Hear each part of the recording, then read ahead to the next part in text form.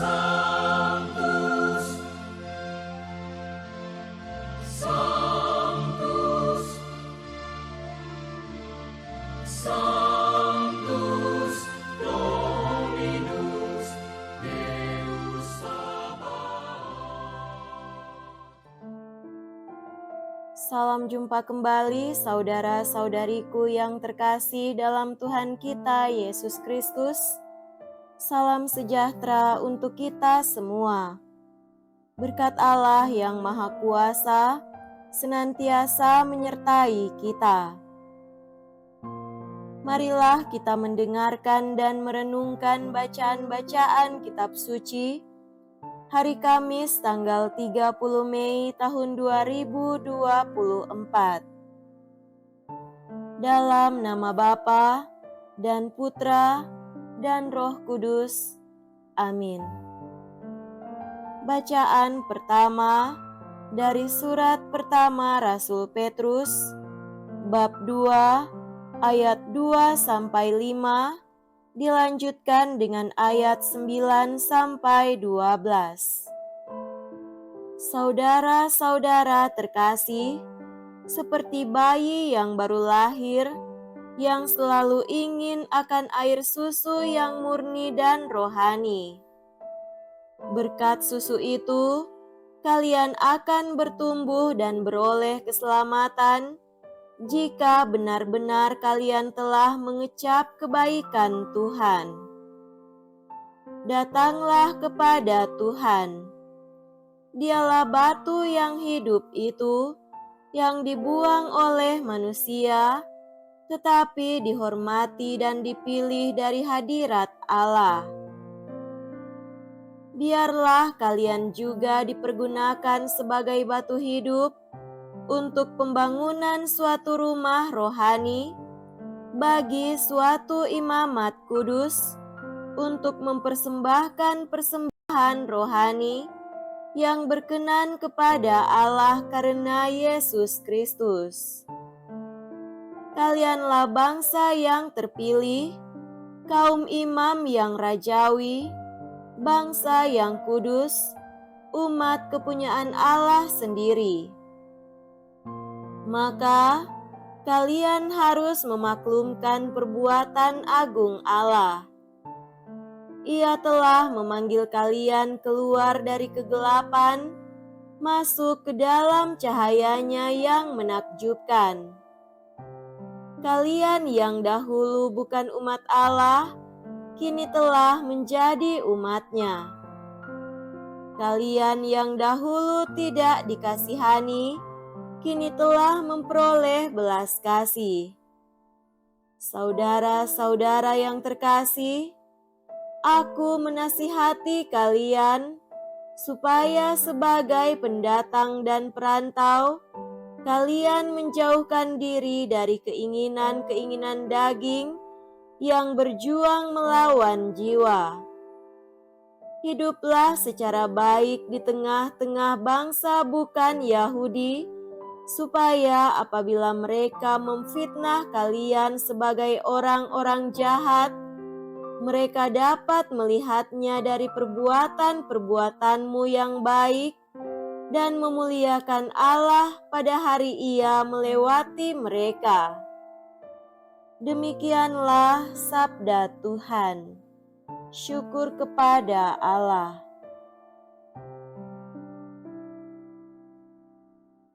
Semoga Tuhan beserta kita sekarang dan selama-lamanya.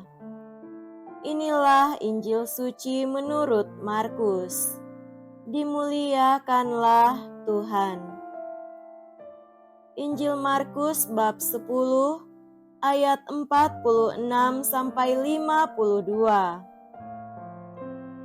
Pada suatu hari, Yesus dan murid-muridnya tiba di Yeriko. Ketika Yesus keluar lagi dari Yeriko bersama murid-muridnya dan orang banyak yang berbondong-bondong, duduklah di pinggir jalan seorang pengemis yang buta bernama Bartimeus, anak Timeus. Ketika didengarnya bahwa yang lewat itu Yesus dari Nazaret, mulailah ia berseru, "Yesus, Anak Daud, kasihanilah aku." Banyak orang menegurnya supaya ia diam. Namun semakin keras ia berseru, "Anak Daud, kasihanilah aku." Maka Yesus berhenti dan berkata, "Panggillah dia." Mereka memanggil si buta itu dan berkata kepadanya, "Kuatkanlah hatimu. Berdirilah, ia memanggil engkau." Orang buta itu lalu menanggalkan jubahnya. Ia segera berdiri dan pergi mendapatkan Yesus. Yesus bertanya kepadanya, "Apa yang kau kehendaki kuperbuat bagimu?"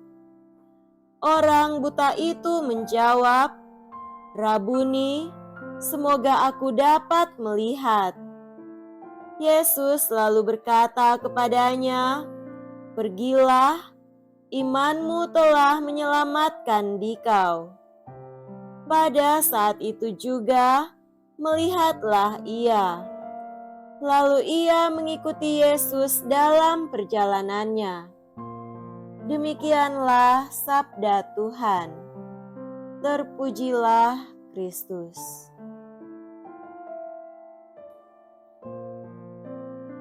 Saudara-saudariku yang terkasih dalam Tuhan kita Yesus Kristus, tema renungan kita pada hari ini adalah berbenah diri agar dipergunakan oleh Tuhan. Mungkin kita pernah mengalami saat-saat yang paling menyesakan dalam hidup ketika menyaksikan satu-satunya penolong yang dapat menyelamatkan kita hanya berlalu dan lenyap dari hadapan kita.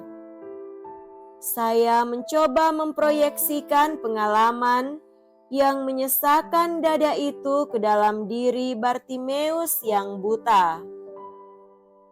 Pengalaman yang menyesakan dada itu dialami pula oleh Bartimeus yang nyaris kehilangan penolong yang sedang melintas, yaitu Yesus, ketika sedang dalam perjalanan keluar dari Yeriko.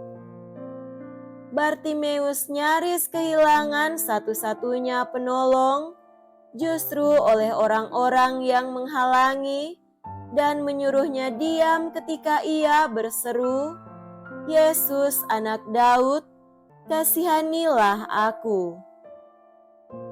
Bartimeus sadar dan percaya bahwa inilah satu-satunya kesempatan untuk diselamatkan dari kebutaan, dan hal itu hanya dapat dilakukan oleh Yesus, si orang Nazaret, sebelum ia menghilang dari kota Yeriko.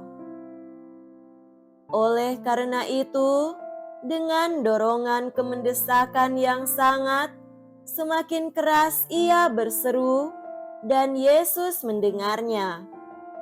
Bartimeus pun terbebas dari kebutaan yang menggelapkan dan menyesakan hidupnya. Saudara terkasih, kita diajak untuk menempatkan diri bukan sebagai Bartimeus yang kita kenal itu, melainkan sebagai orang yang sedang berjumpa dengan Bartimeus masa sekarang. Tak dapat dipungkiri bahwa kita dapat saja menjadi salah satu dari sekian banyak orang yang menjadi penghalang bagi sesama yang membutuhkan pertolongan pada saat mengalami kesesakan dalam hidupnya. Bila perilaku itu memang ada dan sedang hidup dalam diri kita, maka Santo Petrus mencoba menyentuh ruang rohani kita dengan ulasan yang indah tentang hakikat diri kita yang sebenarnya. Kita adalah umat yang terpilih umat yang kudus, umat kepunyaan Allah. Kita adalah umat yang dipanggil keluar dari kegelapan menuju kepada terangnya yang ajaib.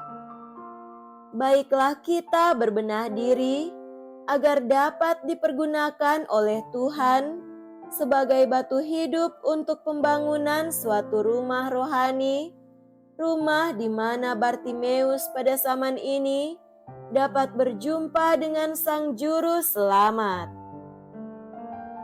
Semoga demikian. Amin. Dalam nama Bapa dan Putra dan Roh Kudus. Amin.